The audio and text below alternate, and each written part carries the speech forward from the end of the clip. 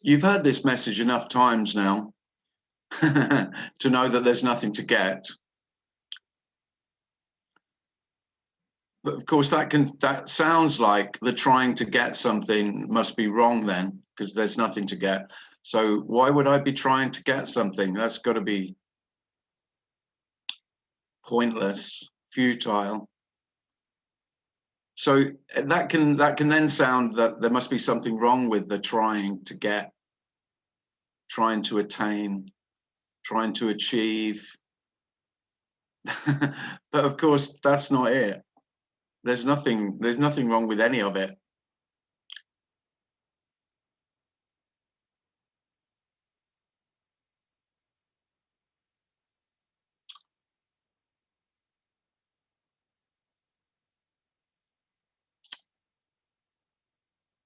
There's simply nothing wrong.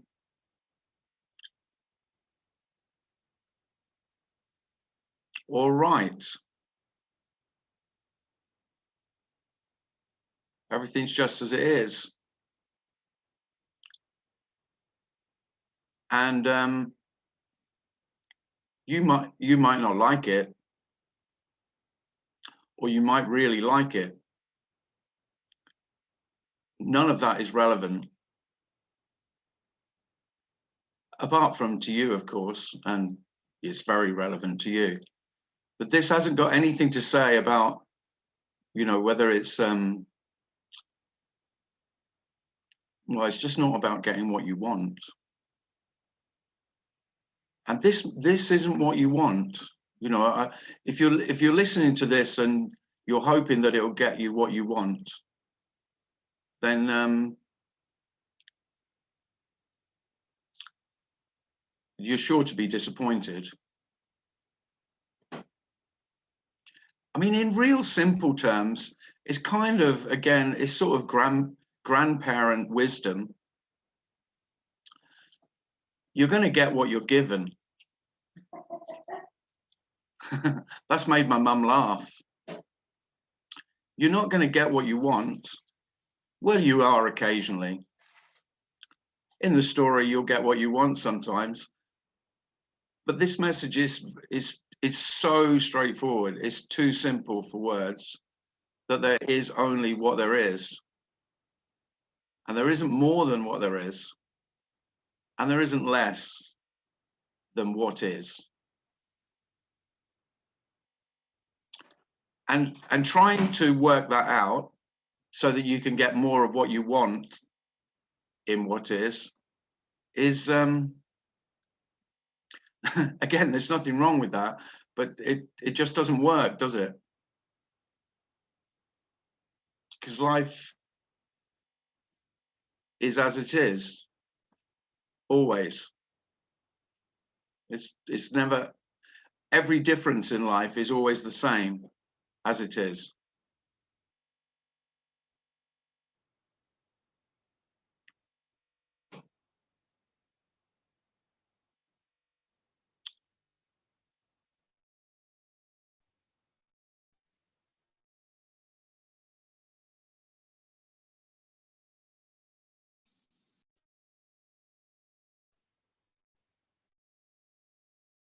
Fixing actually me. Anything that needs fixing. Of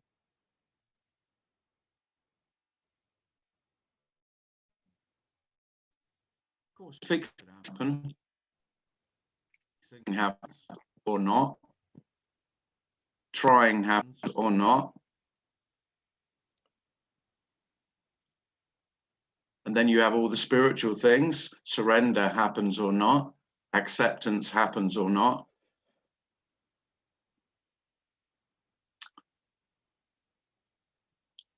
And this has no prescription. Life doesn't prescribe anything.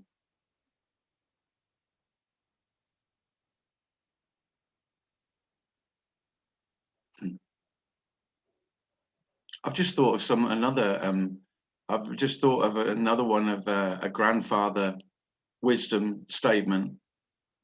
They're all coming. They're all coming.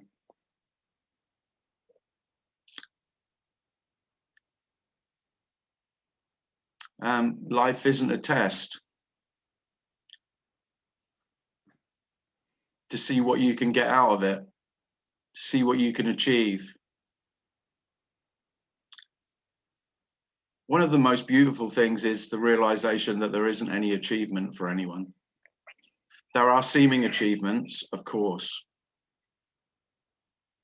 but when they're just as it is, and they're not anyone's, no one to take credit for them,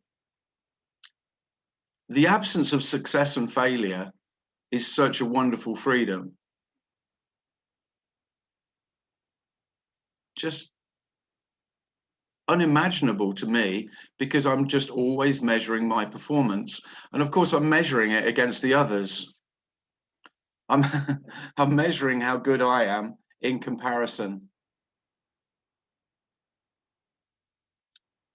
This Tim here, always measuring against his big brother, who was always better than him at everything, of course, as a child, as big brothers are going to be. And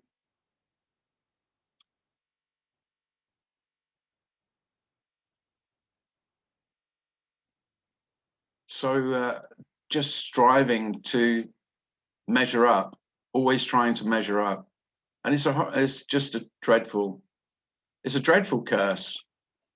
And that is the curse of self, trying to measure up to some standard, a standard that's been conditioned. I don't think it's innate.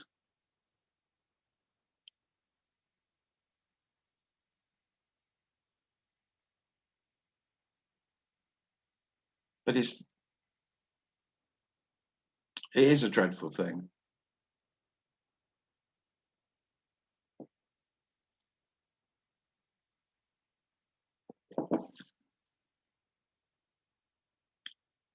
So really, you haven't got any competitors, simply because there's not you and there's not others, and simply because life's not a competition. There aren't any winners, just seeming winners and losers.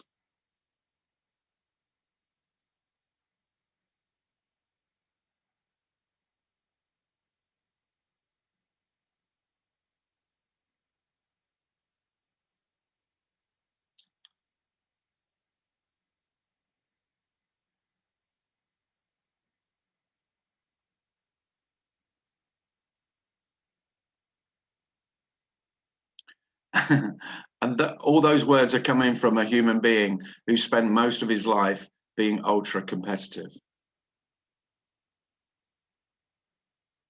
Mainly focused directed through sport, but competitive about anything he did, really.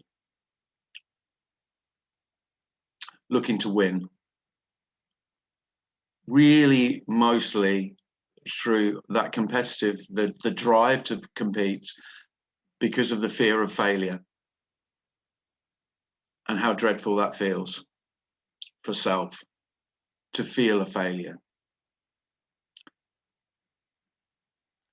And of course, I'm not promoting a path or a method. But if self is to die, then if I was to prescribe a method, then failure would be it.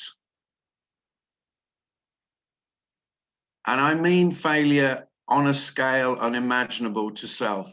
I mean failure in, I mean the ultimate failure.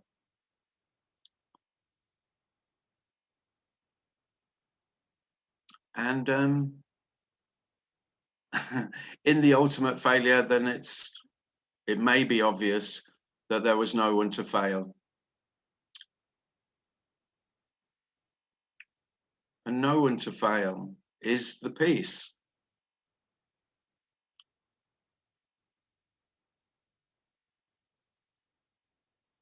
Is the rest.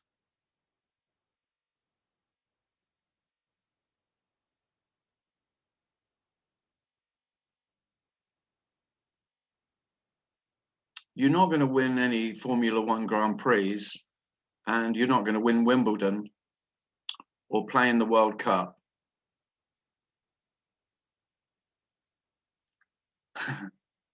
But life's much easier.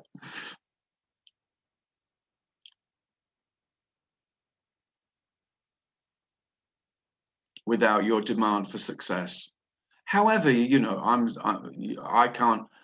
This human being was just so focused on sport because that was the conditioning. Sport was the that was how to get daddy's approval. And I just know, speaking to guys particularly, but I'm sure for women as well, getting parental approval. I mean the parental approval that self has taken on board for itself.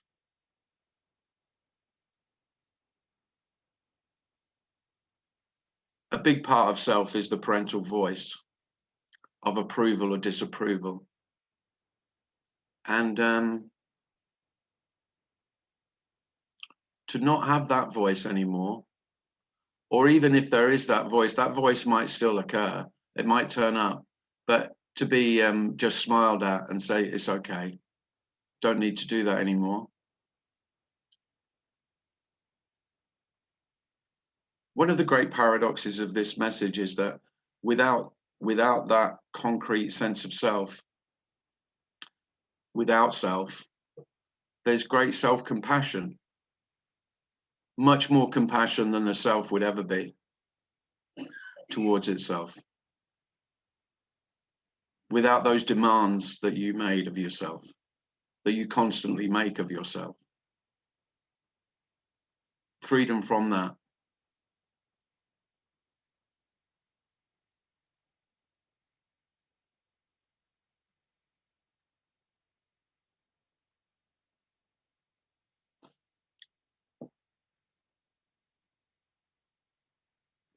And again, it might sound like I'm saying, you know, that self is wrong. I'm not saying self is wrong. It seems like self's inevitable. I don't know any human beings who haven't had a sense of self. But I also don't know many human beings who haven't had a sense of self that's a complete pain in the ass to itself.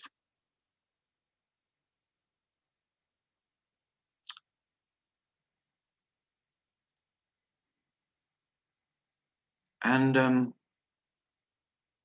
there's no need for self.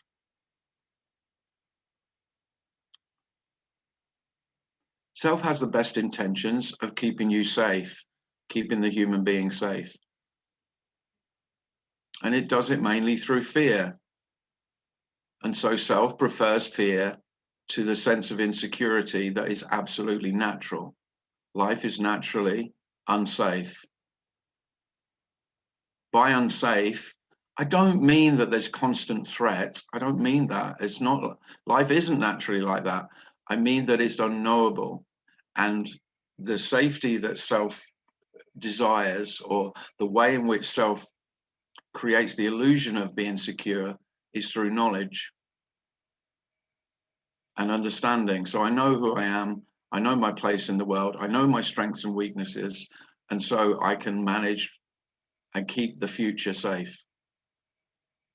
This future that never appears.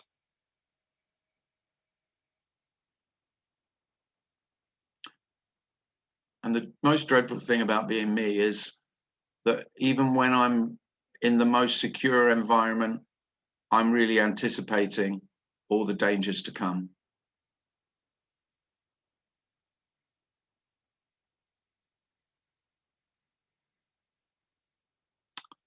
When there is nothing to come, other than my story about it.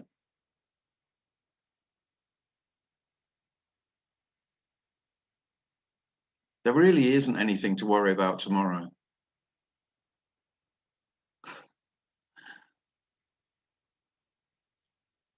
It really doesn't arrive. There is no arriving. Even, you know, I use the word this and talk about life as, you know, there's only this, but there isn't even this. not that's knowable, not that you could pin down, not that you can find. You can't find this. This is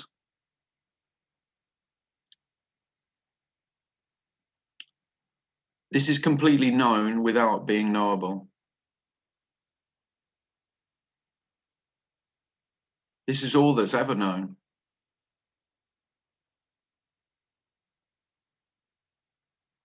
But me says otherwise. That's the deception. That's the delusion. The delusion is that there is other than what there is.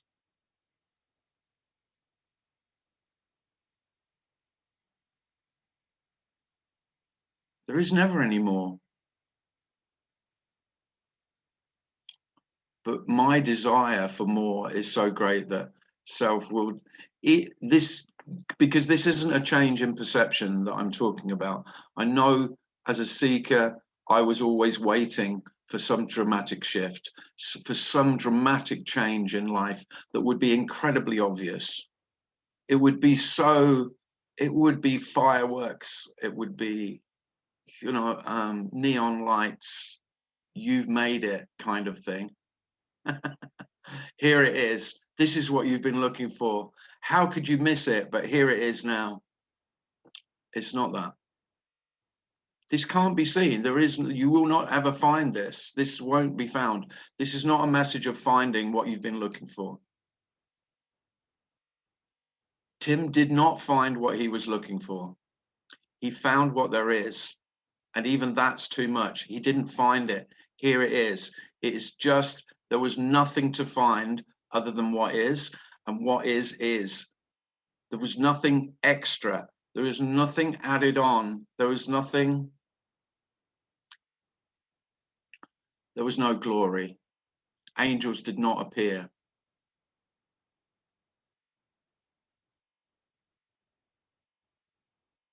I was waiting for angels. Well, not necessarily angels, at the very least fairies, some kind of mystical beings.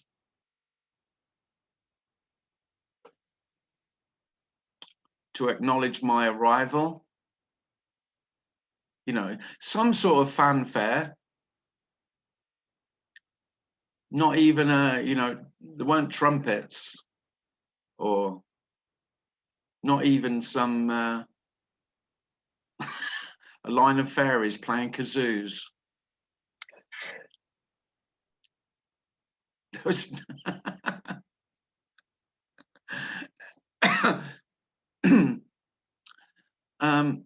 in actual fact, you could say the arrival. To say the arrival was disappointing is a huge understatement, because it was all that I could talk about was the emptiness of everything. I couldn't speak of anything else. And I was chatting to a friend earlier today, and speaking about how is it different now than when it happened? And I went, well, it's a damn sight better than when it happened, because when it happened, all I could say was, it's just so empty. The emptiness seems so overwhelming. I couldn't.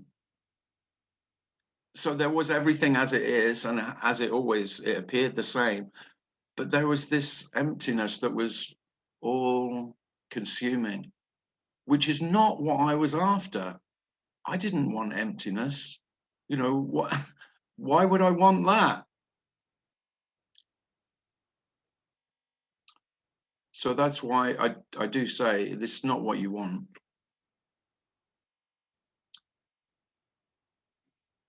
It's not what self wants. Because what I want is glory, isn't it? I want glory. There's no doubt about that. Even the most humble, the most self-effacing selves you've ever met, right? If you got down to it, they want quiet glory still.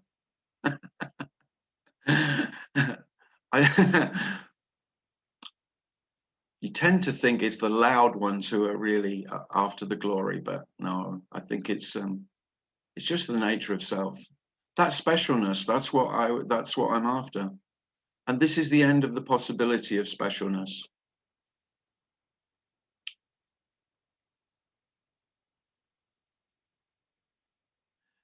There is massive loss in the loss of all your heroes. I didn't like that. You know, Jose Mourinho is no longer the special one. There are no special ones.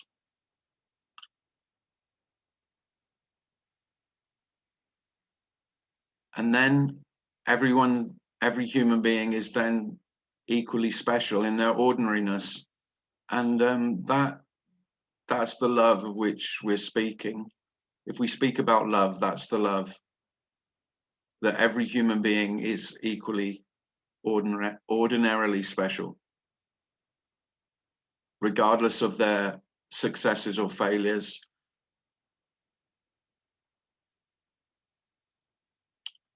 Every human being absolutely unique and yet completely human. And without me getting in the way and me and my demands about what I want and how life should be to suit me, that's incredibly obvious.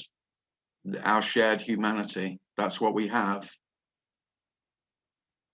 Completely alone, and yet we have this shared. So every human is exactly the same in their humanity and completely unique. And that's so wonderful.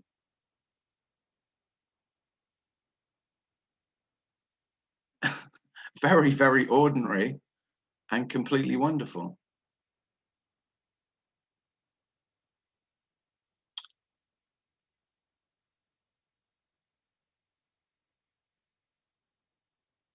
I think probably the best is the stopping comparing yourself. That's the best, really. That's what I would wish. You know, I often think of reasons. So why is this worth talking about? Well, that's worth talking about.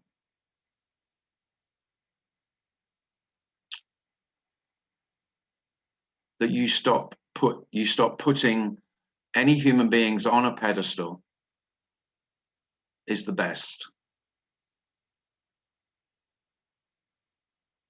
Because as soon as you stop putting any human beings on a pedestal and making them superhuman, really special human beings, then you stop putting the human beings who you think are disgusting, you stop putting them down. Because whilst you're putting anyone on a pedestal, of course, you're putting everyone else down as well, especially yourself.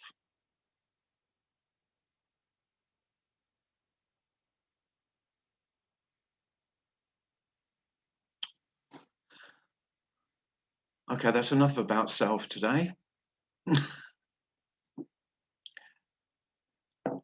I remember someone came to one of my talks and they went, well, you're saying there's no self, and all you've talked about for an hour and a half is the fucking self. What is that? You saying there's no self and it's all you talk about.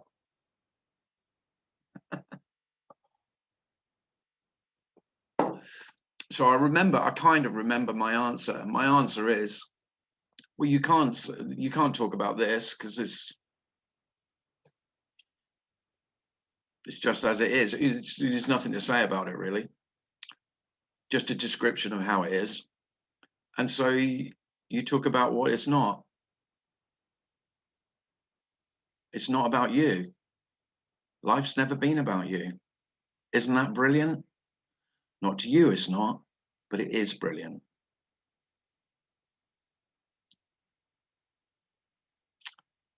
I can't emphasize enough that if it really dawns that life couldn't give a shit about you,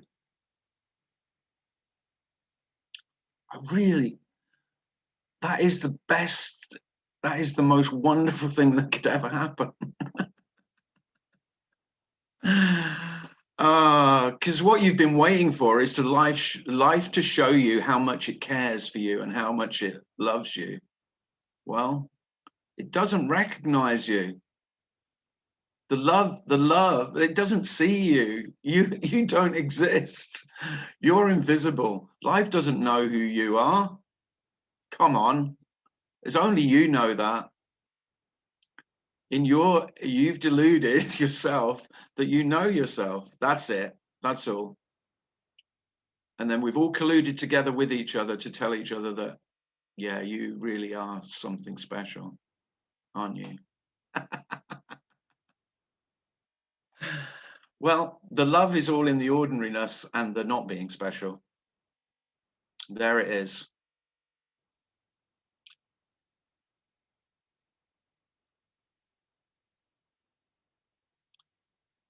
And I tend to talk about, just human beings, but of course it goes for all being. Everything is absolutely equal. Everything. It's all being what it is.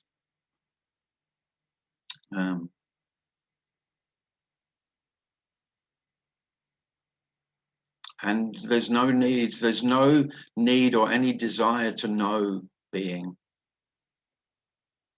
Being has no requirements. Doesn't need any knowing. Doesn't need any understanding. That's why this is not about something new that could be attained or known or got. It's just not. This is just speaking about what is. And what you've called yourself is, it's just not you. It's nothing. It's just,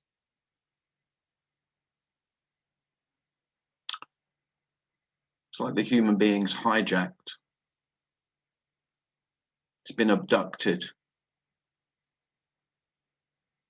by me. Right, that's enough. Oh, I've talked for half an hour solid. Bloody hell.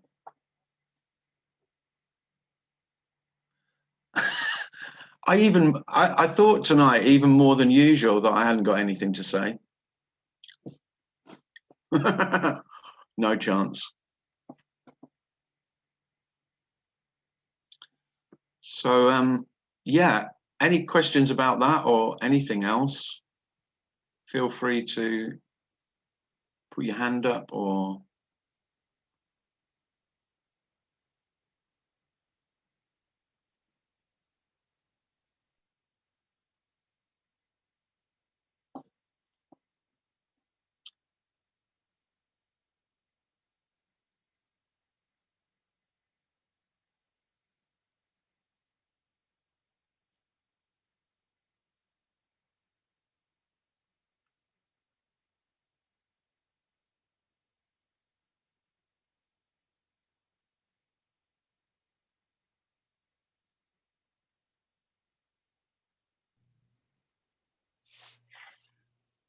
I was speaking to a friend. You're not asking me any questions, so I have to start talking again. I don't have to, but... Actually, Tim, Tom's just put his hand up. Tom. Hi, Tom. Hi. Yeah, go ahead, Tom. So just a comment. I mean, in the area where I live, people aren't used to talking about this stuff, so we don't even I don't even have the questions to answer. It's just sort of a resonance with it, you know. Yeah. So when you stop talking and you ask, like, is there any questions? It's sort of like, no, there's no questions. No, that's fine. I kind of expect no questions, but I mean, I don't mind other people just saying how it is, you know, or if it resonates, but it'll resonate. And then if you say how it is, Tom, or how it resonates for you, it'll come out slightly differently. So it's worth hearing. Well, it's just really, for me, it's really strange to even hear this kind of thing, because where I live, I'm in the Pacific Northwest near Canadian border. And it's almost like if I were to talk like this out in my public job to somebody, it was like they would worry about me psychologically. So, and I've said things like this before. to people, and you get sent off to HR to be Yeah, I know. or Yeah, something. It's well, really like, you don't want to think I go into the village, Tom, and start speaking like this. no, I get I that. don't do that. Yeah, it's really, No. it's kind of refreshing though, because I sort of came to this on my own, from just years of seeking and failure. Because I Mhm. come to a small town to kind of die, and then this sort of thing like kind of caught me or something. I don't know. It's just Yeah. weird. Yeah. If it catches you, it does, doesn't it? Yeah, and they just can't seem to let it go. So No, well, you could say it's the end of the road, couldn't you? I actually live on the end of the road. So yeah, built this little cabin here. Right. Oh yeah, nice. So yeah, I thought life was over. It seems like there's something else here. So I don't know. Yeah. Well, yeah, this isn't about your life being over. There'll be no knowing life being over. No. Because it can sound like, and you will have heard some speakers talk about this as death. Mm-hmm. And really the only reason that I might talk about it as death is because it can feel like death in the seeming dying. Mm-hmm. But of course there isn't anyone to die. So in the seeming dying, no one dies. Mm-hmm. And there's no knowing of that at all. There seems to be this little shift that I got somewhere along the line. Sort of like, I was trying to I was a climber, seeker, and it was all about me. And I just got that little thing. It was like a little shift where, it's not about me. It's not, I'm not the Grand Central. Sort of Exactly. thing.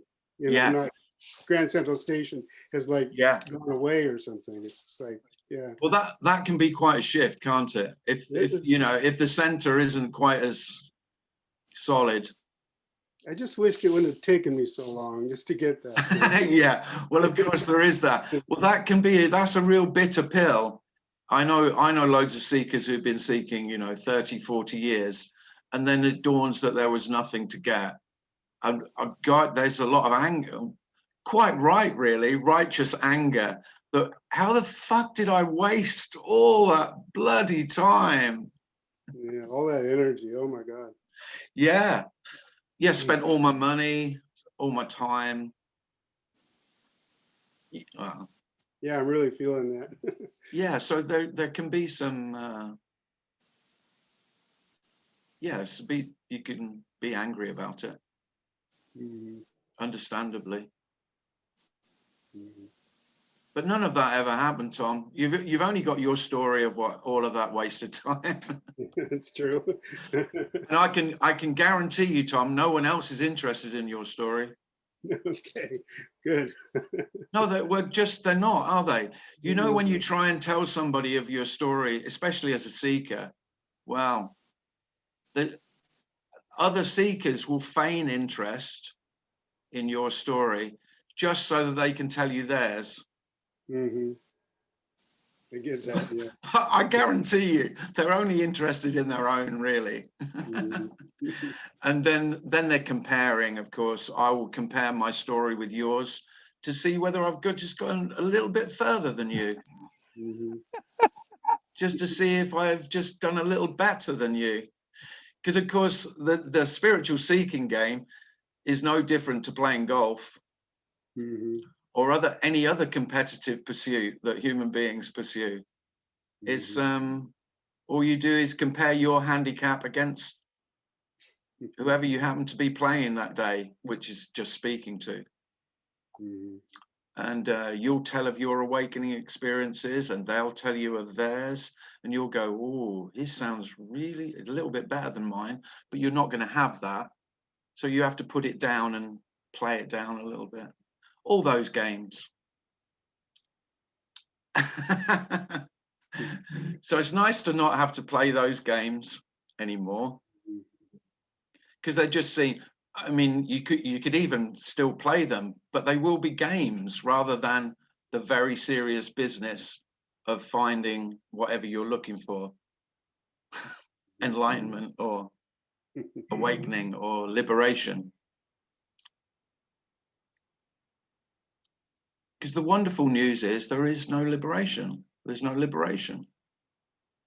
Simply, I mean, I can really say that. I have no qualms about saying there's no liberation, because there's no one who could be liberated. Liberation needs somebody, doesn't it? It really does.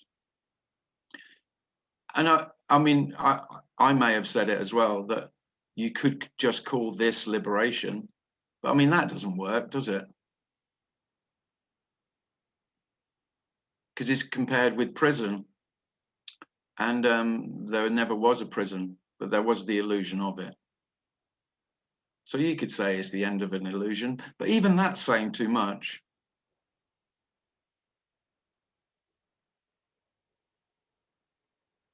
All the stories about awakening, enlightenment, liberation, they're all saying too much.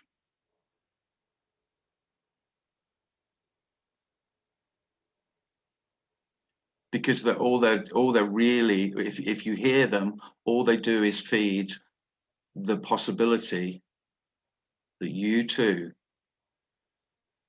could have some of that honey, some of that manna from heaven that you've been waiting for.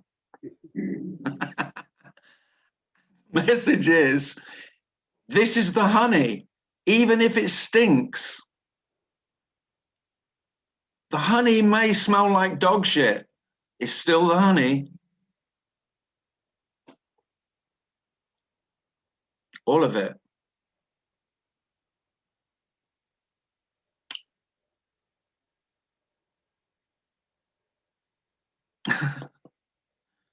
All of it. It's just it's too simple, really.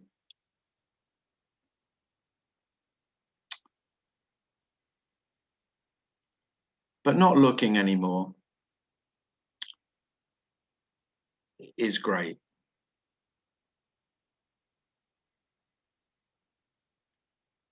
Fuck, you'll be lazy though. You might find the lack of motivation takes a bit of getting used to. That's if I was describing my story, that's how it would be.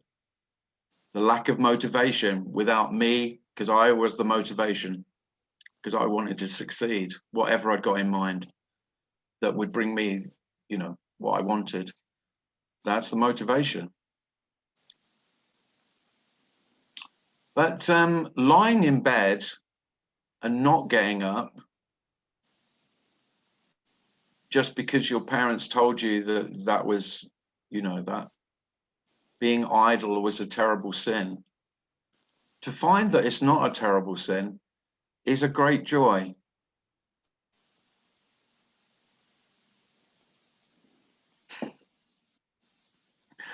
I mean, I could call it meditation, but it's not really. It's having a snooze. You know, that's what I call meditation. Having a little 40 winks. That's what my nan called it. Oh no, I wasn't asleep. I was just having 40 winks, resting my eyes. Well, there'll be, she often said that. My mum says it now. Oh no, I wasn't asleep. Oh no, I was resting. Well, you might find that there's a lot of resting with nothing to gain.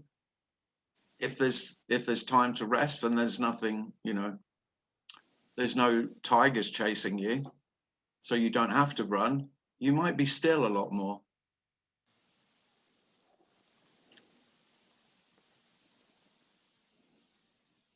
And of course, in stillness, you do get to smell the roses. I'm full of cliches today, but it is so true. If you stop, then there is everything. But while you're on a mission, while you are on it, then of course most of this most of the beauty, which is the simplicity, is missed. Seemingly missed. Nothing is ever missed, really. Thanks, Tom. You spoke for a minute and I spoke for 10. Sorry about that. Scott. Hey, Tim. Hi, Scott. Yeah, I've been doing a lot of sitting in bed, just thinking this is the best thing that I could be doing right now. Like, how did I not see how productive this was? How good is it?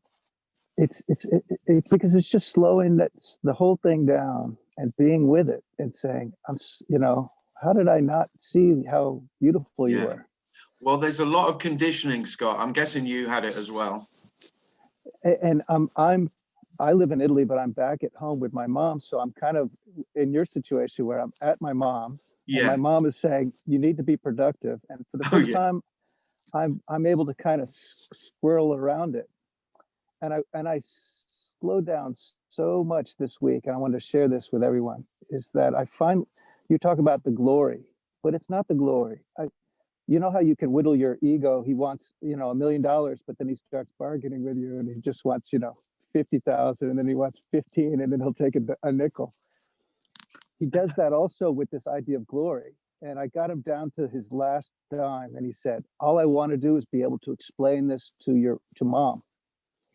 And that was the spark. It must have been the spark that happened when I was 2 years old, that I said, oh, this will be a useful occupation for my life, is trying to find a way to share this beautiful love with people that don't seem to be able to see it. Yeah.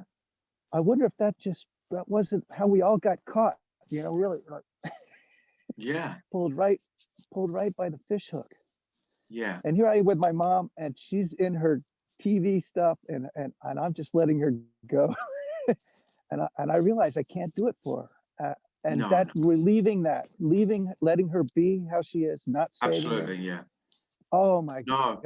That was the real driving pain. That was I think, yeah, that's really good, Scott, because I think if I thought that I could do this for you, for any of you, then I couldn't do this. I'd have responsibility, wouldn't I? But I remember you saying it would crush you. I'm absolutely, it would be too much. The responsibility of that, being responsible for others' liberation or not. How terrible. But it's very, very obvious that isn't the case. And not only can I not do it for you, you can't either. So, it's a double let off. This everyone's let off the hook with this. Using Scott's hook analogy, there is no hook. The hook is gone. You were the hook. You were the fish hooking itself. You were the rod, and you were holding the rod as well and playing the fish.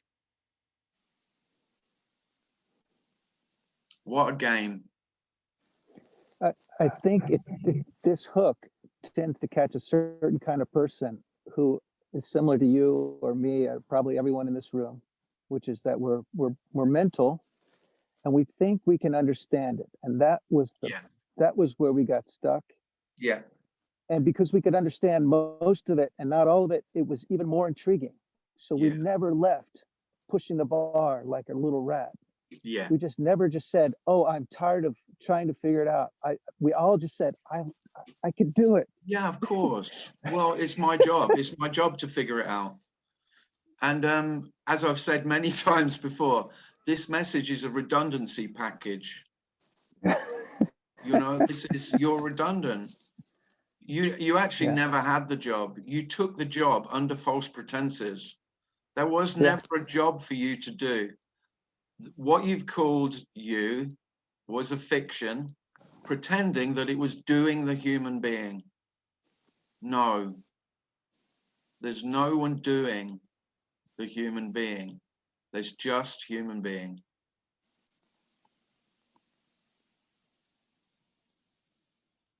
So you could just put your feet up and have a rest, and you might not get up.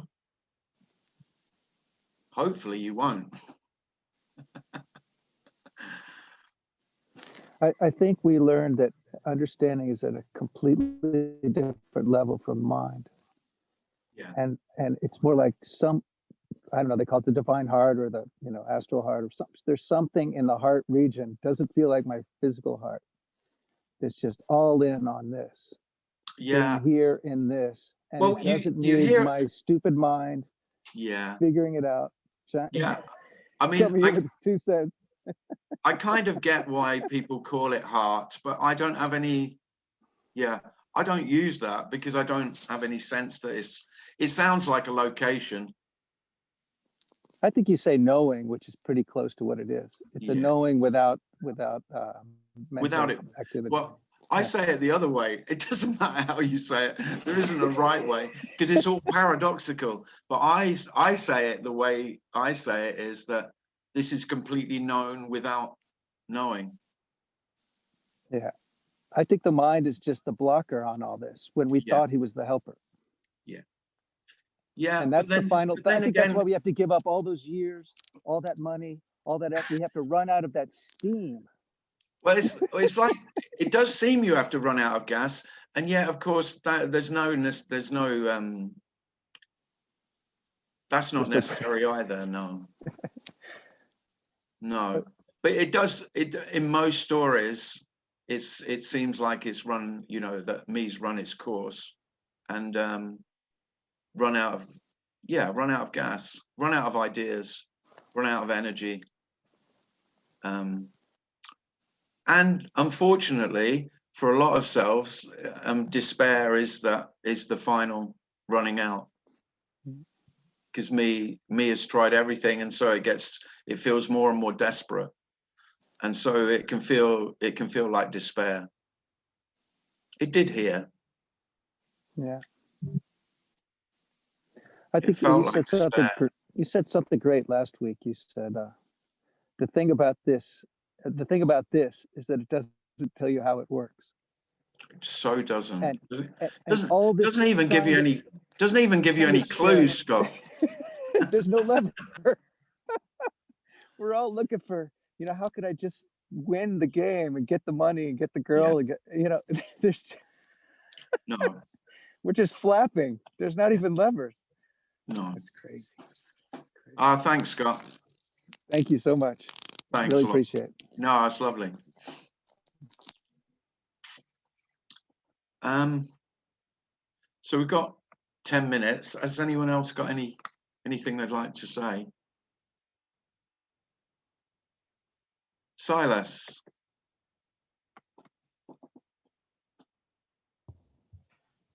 Yeah, can you hear me? Yeah, hi. Hi. Yeah, I'm just reminded by some years ago, I read an old Chinese document which had been translated for like thousands of years ago. And of course, it was a very modern translation. But in modern science and science for the last 100 or even 2,000 years, since Socrates and stuff like this, they're talking about parts, dualism. Like there's molecules and there is sand corns and there is like you are part, this is a part, the moon is there, bro. Everything is parts. And then this sentence just said that there is no atoms, but because it's all one. And I just remember my brain just, fuck, where does the atom start and end and all this? Because I was so intellectual. Yeah. It's just, it's just crumbled. Yeah. And I just sat in a room and everything was just, where's the boundaries? Wow. Yeah. And that was like that, was it? Yeah. Yeah. But that was not even even though the whatever the self is, but the energy of me achieving or me going somewhere or having a beautiful girl or having money and traveling and meeting new and exciting surfing or whatever came back as a very strong, because yeah, I also been in sports, and I actually damaged myself hugely, this body, through athletics, Yeah, just pushing yourself. pushing myself to get my father's approval, for Yeah, of sure. course. It was Oh, a it's so struggle. familiar to me, Silas. Hmm? I mean, that's so familiar to me. That's my story. That's thousands of kids' story. Yeah, You have could that same probably, story. sure. Yeah. So, and I broke down, and apparently shortly after, a lot of these spiritual books came into my circle of, Yeah. and I had to break myself down because I was suffering so massively. Yeah.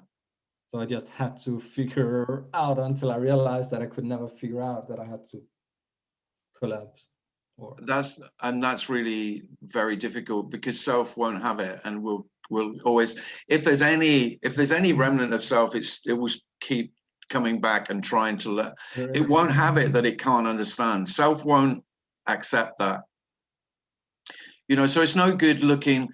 I mean, there's lots of paths that talk about surrender and acceptance. I tried that too. Yeah, me too. Who hasn't tried that? Everyone's tried that, and everyone knows that self doesn't buy it. It's not having it. Oh yeah. No. But it's a crazy game, and of course it's really a game. Maybe people who doesn't have suffered like me, they will buy into that game for a very long time. Can But I be. suffered too much, so I had to move on. I had to end the process of seeking. Mhm. Of Yeah. course, Yeah. yeah, Oh, thanks, Silas. yeah, no problem. Oh, thank you.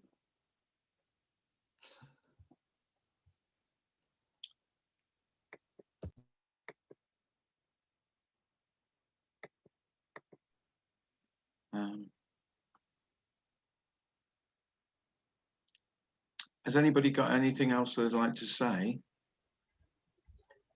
If you'd Tim, like, speak now or forever hold your peace. Tim, Who's that? Nina? it's Kathy. Sorry, Kathy. Yeah.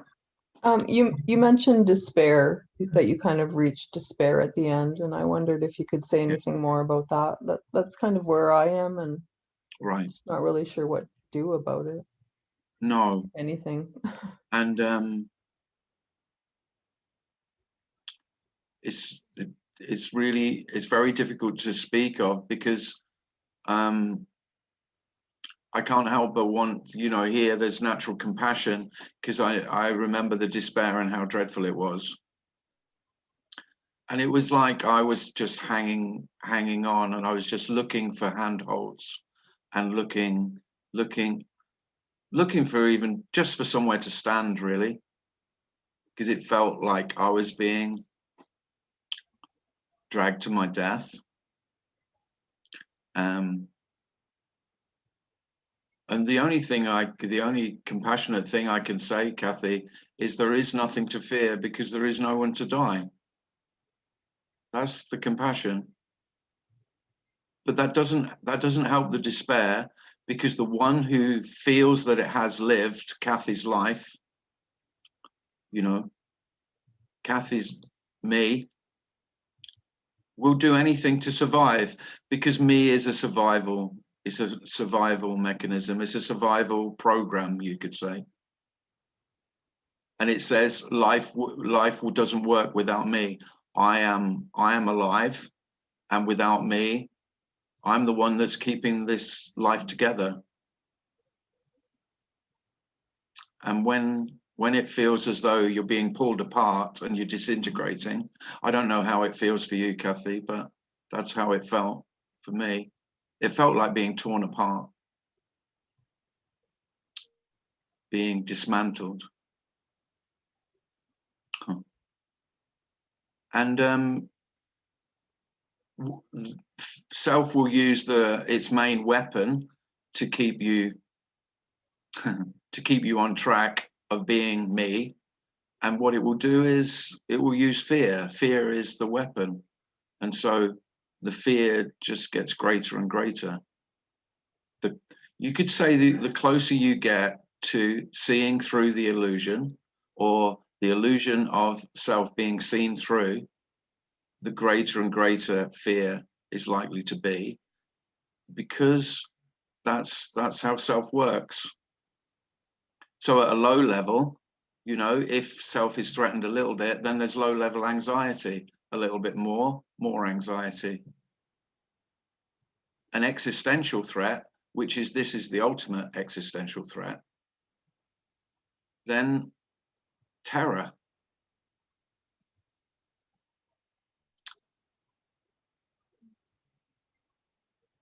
But there's nothing to be afraid of. I mean, that's the most incredible thing of this message. There is no one to die. And it will, if it feels like death,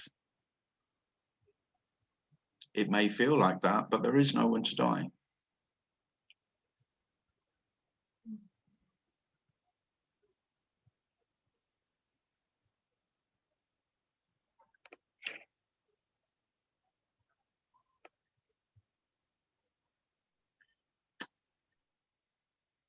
So I don't know how that is, Kathy. Thank you. My experience is actually more, it's the despair of actually wanting to end my life. Right. Yeah. It's that kind of despair. Yeah, but And remember that it's the human being doesn't end its life. Me ends the human being's life. It's me that's afraid. The human being isn't afraid of life. I am.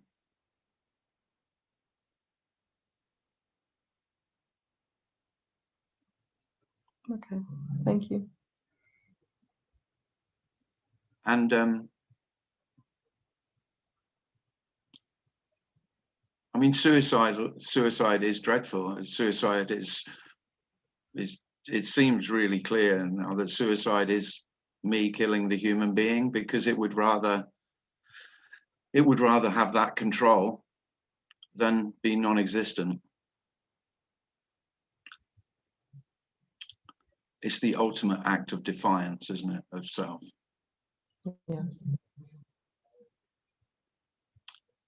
Mm.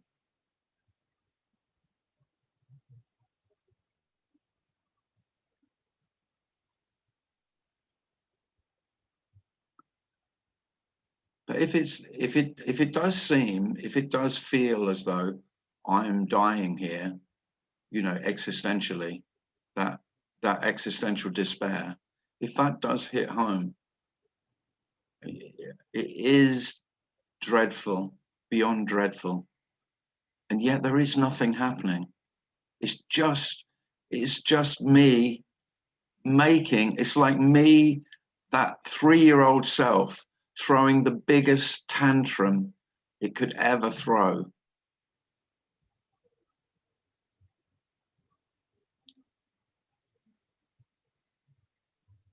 Me fighting life.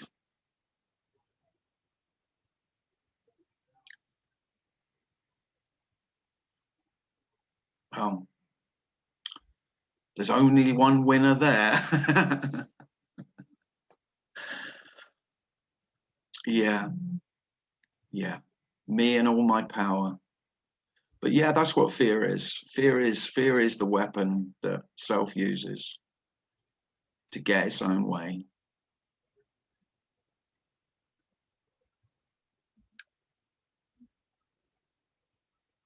So we're not talking, without that illusion of being me, we're not talking a life of no fear, but we are talking about a life unimaginably with less fear than the one that I had.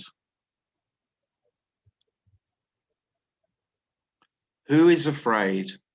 I am. Who am I afraid for?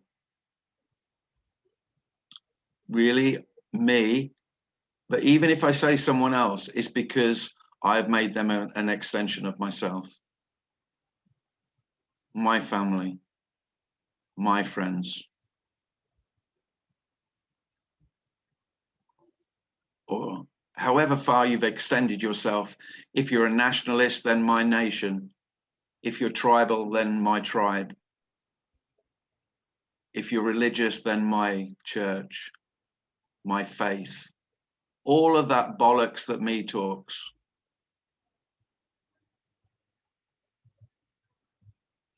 That need to be, you know, that greater self, you could say, that extended self. It's all nonsense. And it may be seen as the nonsense that it is.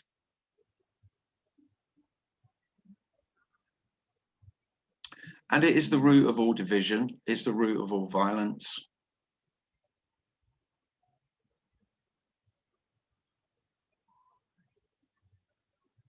You know, you can blame society and you can blame culture, but there is only one to blame, and that is the illusionary self that you've taken yourself to be. That's the root of all violence. That I'm separate. So there's me and my tribe, me and like me, and then other than me, different from me, not like me. Well, there aren't any human beings that aren't like you.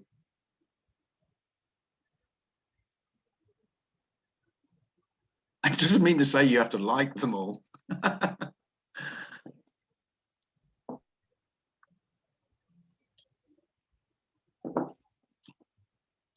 Okay. Oh, I've gone over time. Well, thank you very much for coming. I did see that Luciana was here, and I'll just promote that next Wednesday, I'll be speaking with Luciana and translated into Bulgarian for all you Bulgarians out there. But you're all welcome. Yeah, any of you are welcome to come to that. Luciana, is it 5? Is it 5? Was it 5 p.m.? Hi team, hi everyone. I guess it's 6 for you, 8 for us. 6, yeah. But Okay, so yeah, 6 p.m. yeah, British time. Check if you want to, but I guess it's 6. Yeah. So that's next week. Everyone is welcome. Thanks, Luciana. Thank you. Yeah. And I've decided that I prefer doing an hour rather than an hour and a half, because I speak too much. And so I'm going to do Thursdays. Thursday's meeting will just be an hour. So I'm going to try that. I was going to not do any more Thursdays, but then I thought, no, I'll cut it down to an hour, because I think it's much more conducive to well, I'm just lazy, really. I guess that's it. It's too much work. 2.5 hours work a week, far too much. So I will advertise Thursday, and if you'd like to join the email list, then just email me, message me via the website timclissthis.com. And everyone's welcome to come on Thursday and next Wednesday if you fancy learning some Bulgarian. Yeah, I need Rob Hearn's shaking his head very vigorously there. I would like to add something that you will have more time to reflect because of the translation. Yeah, it was a very different experience me when I did the last talk, because of course I've got all that time to wait and reflect on the first half of the sentence that I've said, and sometimes I couldn't remember the first half of the sentence by the time it got around to saying the second half. So whether that made it more or less interesting, I don't know. Anyway, thanks ever so much for coming, everyone. If you'd like to give a donation, then you can. through the website or at via PayPal, which is in the advert on Facebook as well. So take care, everyone, and thanks for coming. Thanks, Thanks. Tim. See you Thanks, later. Tim. Thank you. All the Bye best. bye. Bye. Bye. Thank See you, you later. Tim. Lovely hour. See ya. See ya. See y'all.